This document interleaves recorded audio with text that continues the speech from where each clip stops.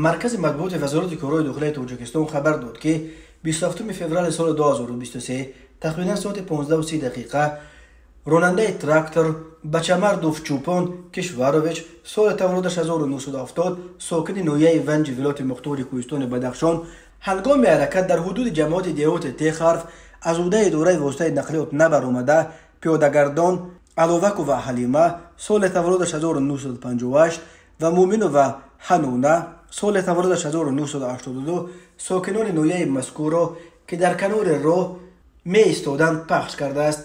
در نتیجه هر دو زن جراحت وزن جسمانی برداشته در جای حادثه به هلاکت رسیدند.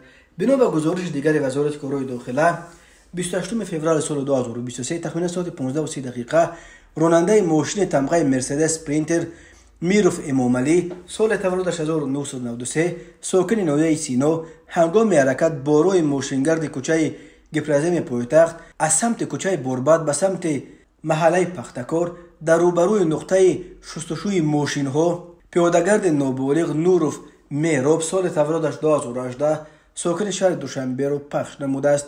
در نتیجه نابالغ نوروف جراحت گوناگون جسمانی برداشته در بیمارخانه به هلاکت رسیده است.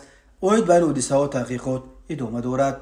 راههای تاجیکستان از لحاظ صدمه ها پر خطر به شمار می روند. سال 2022 بر اثر 1096 صدمه در راههای جمهوری 416 نفر به هلاکت رسیده، 1197 تن دیگر مجروح شدند. سال 2021 باشد در راههای تاجیکستان در نتیجه 1102 صدمه 395 نفر جان باخته، بیش از 1200 تن دیگر جراحت برداشتند.